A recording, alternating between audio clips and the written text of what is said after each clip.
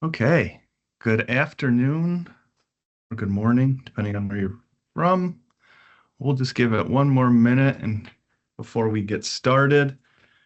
Today, it'll be me and our employee of the quarter, KDP. Uh, if you want to know more about KDP, you can always check out the blog we just put out today. She's the employee spotlight. She's our SEO specialist. Um, That being said, we'll just give it one more minute and we're going to be talking about the Google Ads or Google search results page. What we wanted to focus on today is a page you have all seen, and I'm sure you've probably even seen it today, and that is the Google search results page. So when you type in something and you get your links, your results, that is what that's called. You'll hear us refer to this search results page as the SERP today. That is your results from when your patients Google hearing test near me, hearing aid costs, audiologist in my area, ear doctor near me, all of those things. Now, what's important to consider about the SERP is there's multiple elements to it. There's not just your search results.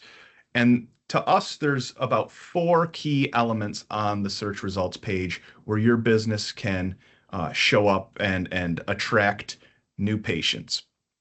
Now, with Google, the road goes on forever and the party never ends. So this is just for what the SERP looks like now. In a year, Google could switch it all around on us and it could be completely different. Although I doubt the ads would move anywhere. They're always going to keep the ads at the top because that's their revenue driver. So that being said, let's break it down into the four main elements of the SERP and where your practices can rank and how they can rank there. So the first one, we're going top down the page basically. So first one is our sponsored results, your paid search. The obviously most expensive one because you have to put money towards these to show up there. You're not going to just randomly show up in this search results or sponsored results page. Now, this used to be indicated at the top of the page with three listings, and you'd see a gold little ad next to it so you would know. But now, if you take a look at the screenshot we have there, you can see it's more definedly labeled as sponsored results rather than just that little ad. It is the best way to ensure you're being seen at the top of the Google search results. And how do you do that? Well, building out campaigns based around keywords and location targeting. So you want to target these high intent customers that are searching in your area. So it might be a radius around your practice, it might be zip codes in your area. And you'll say to Google, I want my ads to show to people who are searching for hearing loss near me, hearing aids near me, hearing aids Syracuse, New York, something like that. And you can get in front of those people a lot easier and a lot faster. And these are very high intent keywords you'd be bidding on. I always tell the story, a lot of times we don't bid on tinnitus keywords because a lot of people are doing their own research for home relief or relief from tinnitus. So we bid on these more high intent transactional keywords such as, hearing test near me or something along those lines. It's a way to focus and have them go to a landing page you want and take the actions you want. It can be optimized over time, and you control your messaging. You control what your ads look like. It's the most control you have on what Google displays for you because you're putting money to it. That is the downside. You do have to pay for it, obviously.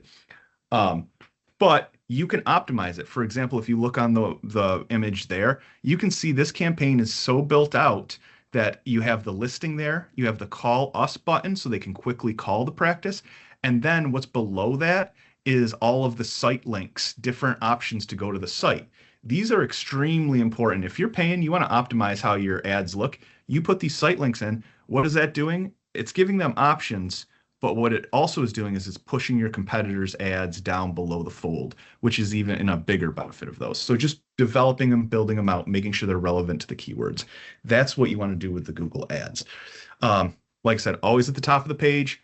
They do display ads now at the bottom as well, so you'll see them both there. And that's mainly the first component of the SERP. That I'll pass the second one off to Katie. So next we have the AI overviews and featured snippets. This is Google's AI generated summaries and quick answer boxes that appear at the top of some searches. So it's important to note that the AI snippet does not always show up on the search results page. AI overviews and snippets will mostly right now show up for informational searches, not transactional searches. So an example of an informational search would be, what are the signs of hearing loss, versus a transactional search, which is hearing test near me. The users who are searching transactionally are closer to scheduling because they're lower in the funnel and more likely to need an appointment immediately. So why this matters is that Google typically sources AI information and results the way that all AI tools are now sourcing information. So that could include ChatGPT from authoritative or first person accounts. So like reviews or health organizations, academic or medical institutions, things like that. That's where the results are coming from. So for your practice, what the key takeaway for this is that review generation and replies are more important than ever. It probably won't help you show up in the actual Google AI snippet because those are for informational searches. But if someone is searching on ChatGPT or another AI tool, then making sure that you have reviews and responses is really, really important. So that is all for the AI snippet. Next is the Google Business Profile results. Okay, so we all know this as, the business profile or the Google My Business profile, it used to be called. This is not farther down the page, but rather it's located off to the right. Uh, you see this all the time. It pulls from your business profile, your directory. It pulls in from Google Maps. That's your business profile. So it could be this works both ways. It's if you're using the Google Maps app or if you're just in the regular SERP, it pulls in this data. This is one of the most important things to have for a business. The old idea was you optimize your website's SEO for performance, but really now what you're optimizing your SEO for the majority of the time is the Google Business Profile. Um, the reason for that is it has the highest click-through rate, meaning when someone sees it, the percentage of them clicking is much higher. Uh, it also dominates mobile search results and voice search results. So voice search, when you're asking about a business or you're driving down the road, you use your voice search that way for a business or location. It's referencing a Google Business Profile first. Um, when it's fully optimized, it can take up the whole screen on your mobile device. Like I said, just like the ads, you're pushing other competitors down by having it fully optimized. The other thing that it does for you is it builds trust and credibility. Why? Because of the ads that are on there. I'm sorry, ads, because of the reviews that are on there. People go and they read reviews before they ever schedule an appointment or buy a product or visit a store.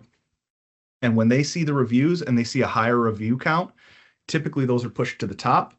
They also can see how does your business respond to reviews? What is your brand? How do you treat the people? How are you taking a negative review and turning it positive? Things like that. So it's important to have reviews. It's important to respond to them because all of this builds your SEO, shows Google you're active on these profiles, and pushes you higher up the rankings. This also, in turn, helps how your website ranks in the organic search. So, what do you do to, oh, one other thing, it does pull in AI search. So if you use ChatGPT, Gemini specifically is Google, any of those, if you use that AI search, they're referencing business profiles. They're looking for keywords in reviews, keywords in business descriptions, things like that to pull in that data to offer it up to the user. Um, so how do you optimize this? Uh, First, obviously, you have to set up the profile, make sure it's accurate, it's verified, um, and fully built out. You got to use you can use tools for nap check, name, address, phone to make sure all of your data is synced across multiple directories to make sure it's accurate. If you're closing down for a week, make sure you go in and put a temporary business hours closed on there. If there's updates, if you obviously change address, that's a bigger one. You want to update these things. Responding to reviews, and then last, well, one of the others is posting photos, recent photos of your practice. All of this is, like I said, showing engagement with your Google business profile. And Google says, oh, they're keeping it up to date. I want to show them over the other practice that hasn't updated their business profile in a year. We don't even know if they're still in business. Um, and then the last thing, and I'm almost positive most of you are not doing this with your Google business profile, is utilizing the Google updates. So, Katie, if you want to switch to the next one. So, if you scroll down um, on a Google business profile after the reviews, you will see these business updates. So, you can see posts here about tinnitus. Uh, uh, we have, oh, it looks like a Valentine's Day one. Um, with these, you're posting, you're showing your activity.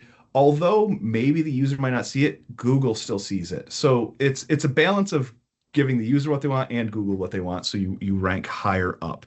Really simple to do. I would suggest if you have announcements that you're posting on Facebook, I would put those in your Google updates as well. I'm not saying you have to put like a birthday announcement or something like that, but if there's an open house you're running, or if there's a new hearing device that you're carrying, or you're offering some sort of promotion, I would put that in your Google updates and just keep it rolling through there. Once again, shows activity. That's one of the best ways to do it. So reviews, getting reviews, responding to reviews, updated photos, and then Google updates are the four items you 100% want to do with your Google business profile. With that, I will pass it off back to Katie. Okay, so then underneath all of that, we have the organic search results. So these are non-paid website listings below everything else. So the thing about organic search results is that they're not paid. The catch is that it takes a very, very long time for the work that you do on your website to improve ranking or switch ranking with someone else. But you will see a lot of traffic from organic search results because they show credibility, and it also takes up a very large part of the search results page. Google wants to show the most relevant search results, so Google rewards high quality websites that are helpful to users.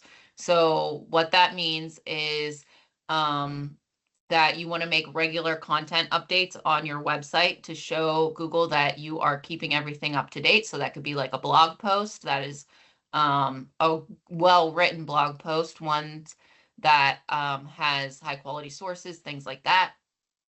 The other thing is that you want to make sure that you are compliant with Google's standards. So Google has a bunch of standards. Some of those include making sure your website is mobile friendly. And also it loads pretty fast on mobile. Google's other standard that's really important is the accessibility standard. So making sure the information on your website is as easily accessible to someone without maybe a visual impairment or something like that. So that can be is are the words on your website easy to read? Like, is the color, does it make it, the color of those words make it more difficult for someone to read? Things like that. There's also a lot of back end stuff that goes into that. So, and then the last thing is the NAP check, the NAP check. Sam mentioned this earlier. This is also very important for your website ranking. So NAP stands for name, address, phone number. That means that the information that is on your website is the same as the information for any listings on any directories that it has. So like Google Business Profile, Yelp, things like that. There are tools out there that will do a NAP check automatically and then change information based whatever it tells you to, and then spread it out to other directories and things like that. So those are the organic search results. And with that, that's the end of the search results page. So we want to ask you, how's your website doing? Do you know how it is going? If you want to reach out to your AM or AE, they can schedule a website audit with us, and we will talk about things that are going well for your website and things that could be improved. And then now, if you have any questions, you can ask questions. We will answer the questions. Thank you for coming. Just as a reminder, March 18th is our next growth lab. So the topic will be why it is important to diversify your patient acquisition strategy. So look forward to seeing you there also. And with that, it'll be talking about, different areas of lead generation. So it could be digital, it could be all different aspects.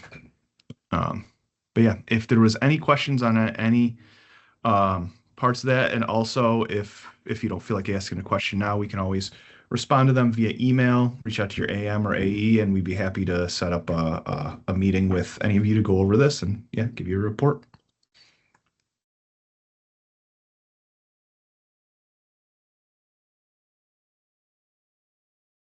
Okay.